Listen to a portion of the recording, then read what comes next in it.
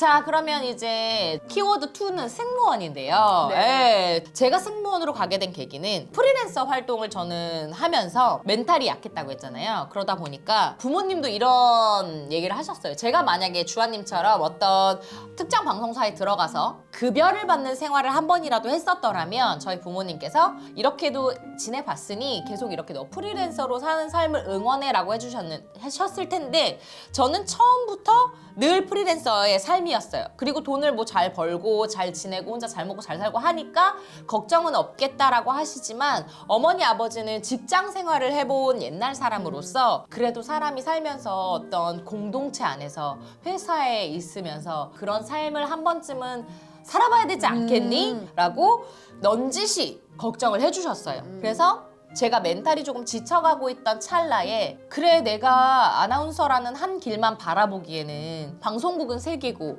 매년 아나운서 시험이 있는 것도 아니에요. 아나운서는 매년 채용하지 않아요. 있는 애들 또 쓰면 되니까. 그리고 보통 경쟁률은 2,500대 1, 3,000대 1입니다. 한 명 뽑아야.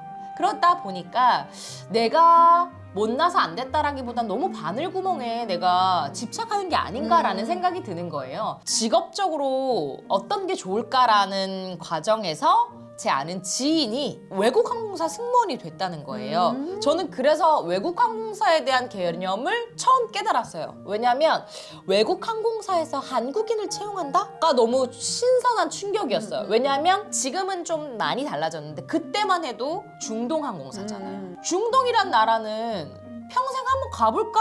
중동을 누가 가? 솔직히 말해서 자원에서 가는 사람들은 많지 않을 거예요. 뭐 여행지가 뭐 많이 발달이 돼 있긴 합니까? 뭐가 유명합니까? 사실 그렇잖아요. 중동에 있는 항공사에 내가 승무원이 된다는 생각을 한 번도 해본 적이 없는데 영어만 할 줄 알면 된대.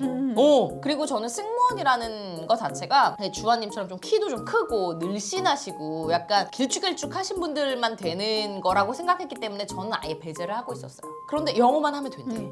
그럼 해봐야지. 영어의 어떤 인터뷰 내용은 생각해서 대화만 하면 되는 거니까 그래서 한번 도전해봐야겠다 라고 해서 커리어 체인지가 됐고 생각보다 괜찮은 직업이고 괜찮은 보수였어요. 그래서 나는 그게 너무 신기했어.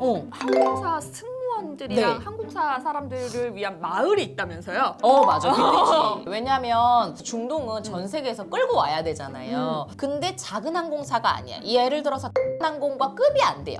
항공은 요만한 항공사인 거예요. 중동 항공사들에 비해서 전 세계 애들을 다 모으니까 막 100여 개의 아이들이 있으니까 다 숙소를 제공해줘요. 근데 그 아이들을 컨트롤하려면 강남 월세방 하나 넣어주고 저기 막 성수동에 하나 넣어주고 이럴 수가 없는 거죠. 그래서 아예 건물을 빌려요. 거기 있는 아예 동네를. 예를 들면 뭐 인천시를 하나 다 빌리는 거지. 약간 이런 식으로. 그래서 크루 빌리지처럼 이렇게 만들어서 거기에다 다 때려 넣는 거죠. 지금은 크루 빌리지가 생겼고 예전에는 건물주한테 이렇게 이곳저곳 빌려서 인천시 안에서도 뭐 계양구, 뭐 부평 이렇게 좀 동네가 좀 달라서 너 어느 동네 살아? 약간 이랬는데 지금은 아마 거의 다 비슷한 빌리지에 살 거예요. 예. 그리고 두바이, 에미레이츠만 해도 아직까지도 조금 동네가 먼 사람도 있다고는 하는데 그래도 여전히 컨트롤이 가능하게끔 그렇게 모여서 사는 빌리지가 있습니다. 일단 공짜니까. 급여는 조금 안타까운 게 조금 달라졌다고는 해요. 근데 일단은 승무원 치고 비행 시간이 많아요. 보통 승무원들이 비행 시간을 80에서 90시간 했으면 아이고 열심히 했네.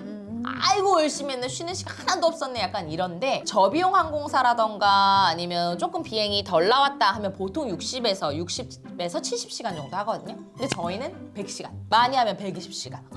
그렇게 하고 300 중반 정도 받았던 것 같아요. 근데 100시간을 넘었는데 그게 만약에 미국 비행을 뛰었다 라고 하면 한 달에 미국 비행으로 따지면 뭐 4번밖에 없는 거긴 하거든요. 에이 한 달에 4번이라고 해요. 300 중반 많이 받는 거잖아 라고 하는데 그렇지 않아요. 인터내셔널 에어라인이기 때문에 50분짜리 비행도 있고 50분짜리는 그럼 20번 뛰어야 되는 거잖아. 그걸 4번 할 때도 있어요. 하루에 50분짜리를 왔다 갔다 왔다 갔다.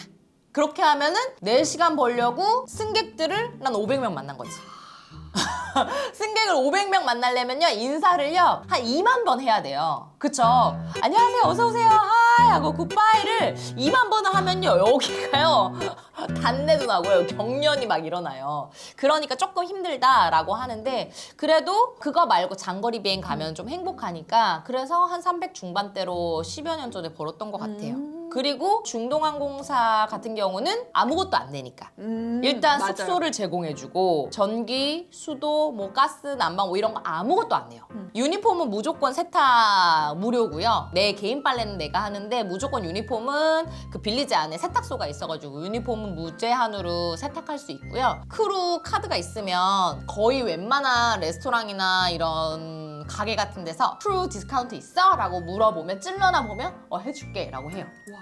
호텔 무조건 다 할인되고 바, 음료 이런 것들 다 할인되고 그래서 크루 카드가 약간 거의 뭐 다이너스티 카드 같이 항상 들고 다니고 약간 요런 느낌은 있었죠. 우와. 그래서 세이브할 수 있는 게 꽤 많고 승무원들은 면세 할인이 또 돼요.